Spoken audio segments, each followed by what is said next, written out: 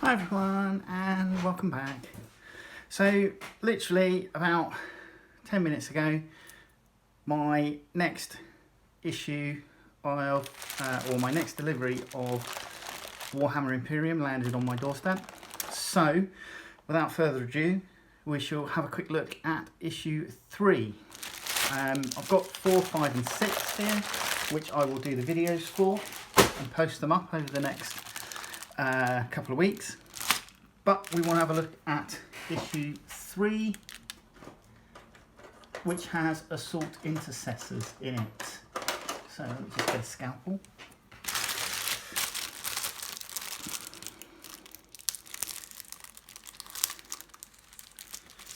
And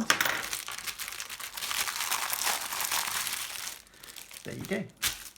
Right, so straight off the bat you get your minis. You get 3 bases, 32mm, and a Macragge Blue base paint. We'll come on to those in a moment. Let's have a look at Imperium issue 3.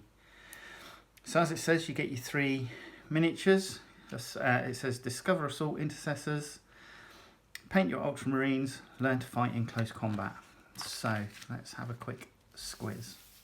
So as with the other 2 issues, there is information on Assault Intercessors. In the front. Talks about their kit, the Mark 10 Tacticus armour. You then get your battle record for your squad, and then there's some information about Dark Imperium. The Imperium of mankind has existed for 10,000 years, and it is the single most powerful empire in human history. The Imperium spans the entire galaxy, and travel between its distant worlds is only possible thanks to the existence of the strange dimension known as the warp. So that sounds quite interesting. And then it gives you a map of the Imperium Nihilus and the Imperium Sanctus, and tells you a little bit about the warp. So, some information on Tomb Worlds.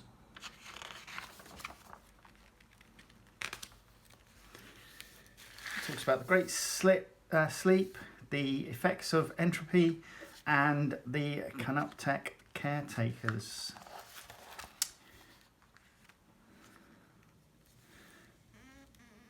So this is a short story by the look of it. I don't know if it's going to be a multi-part story, but it could be a short story. The Assault on Draktyr.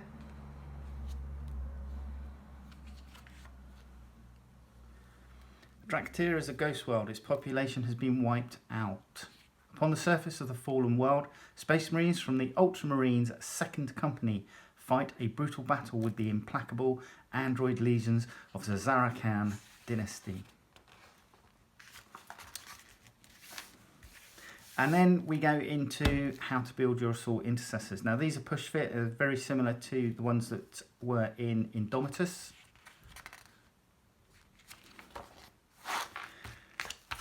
We get 3, and I like the fact that one of them's lobbing a grenade. That's quite nice. What I don't like is the fact that the chapter iconography is moulded onto the shoulder pads. Anyway, we then come into the how to paint, and we're dealing with Macragge Blue. Now, Macragge Blue as a base paint is actually quite nice. It is the only blue I have in my paint collection, apart from the shade, Drakenhof Nightshade. Having said that, I don't collect Ultramarines, but what I do collect are Dark Angels, and the Librarians have all been painted using Macragge Blue. And to be quite honest, my Macragge Blue, generally when I'm painting blue, I look at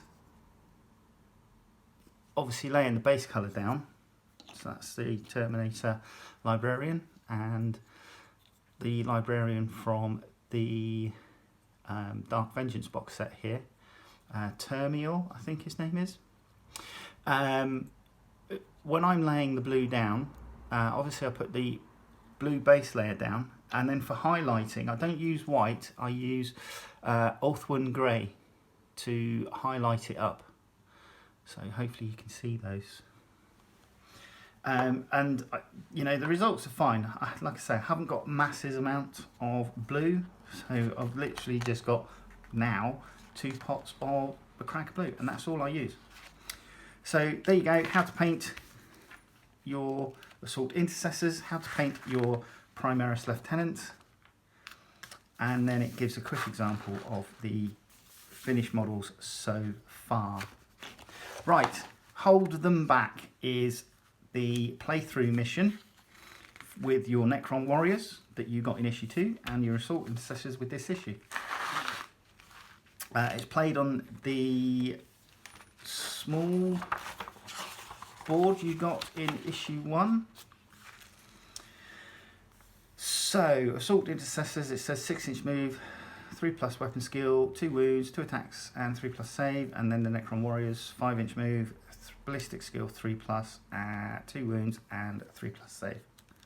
And it just basically goes through the moving and shooting, and then move, charge, and fighting. So yeah, close combat basically. So as you can see, the rules are building up each week for those new players that have never played before. It builds up so that you get to learn all the intricacies of the game. So let's bring you down a bit and we'll have a look at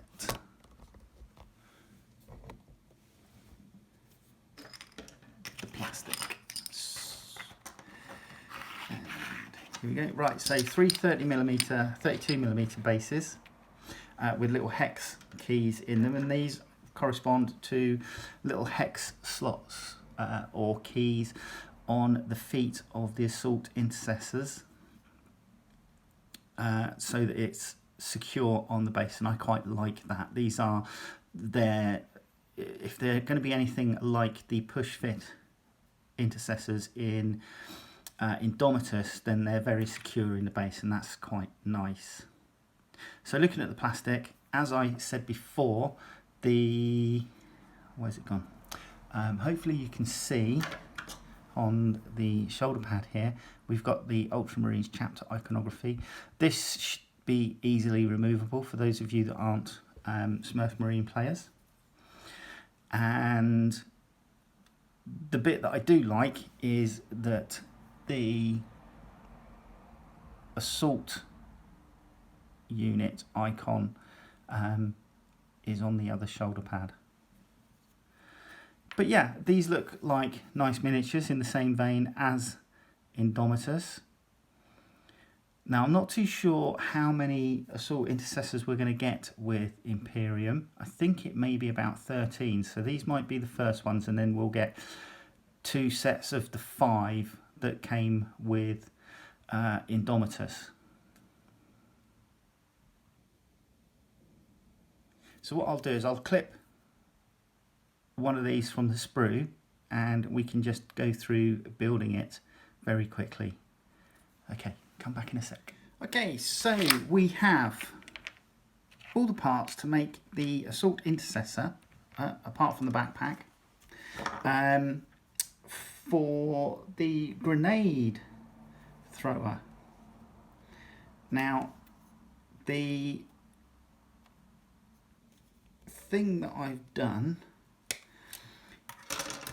is I have removed, as you can see from this shoulder pauldron, I have removed just the Ultramarines chapter icon, and I just did that basically using a scalpel to actually cut as much of the icon away as possible, and then I went in with a file, a needle file, to smooth it out and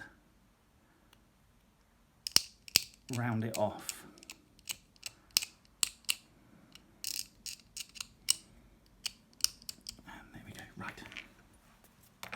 So we're going to make the intercessor with the hand grenade. And the first thing it says to do is glue the head and the two torso pieces and legs together. So the head goes into the front like so, and I will just pop on a tad little bit of glue there to keep it in place, and then the torso pushes together, which is quite a firm fit. So you're really going to have to clamp that in there like so. I'm going to pop him on the base like thus, and then the next thing is his arm, and there's a little bit of play so you can alter it slightly depending on how you want to do it. His knee pad on his greave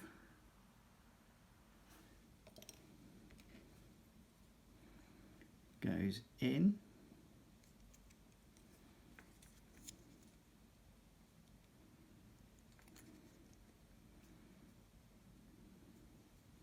and just obviously making sure you get that as in as right a position as possible. And then finally pop on the backpack. Now, because my Dark Angels are obviously green, I have no problem with most of them putting the backpack straight on and then painting it up. And there you go. That is how, essentially how these Assault Intercessors go together. Fairly straightforward. Painted up, your intercessors will basically look like that. If you're a Dark Angels player, they're going to look like that. Almost the same sort of colour scheme for salamanders. As I said before, the good thing about the Indomitus ones was that the chapter iconography was not included on the shoulder pads, so we were able to pop on whatever chapter we were, and as you can see, we've gone for the green wing. So there you go. That is issue 3, Warhammer Imperium. You get your 3 Assault Intercessors,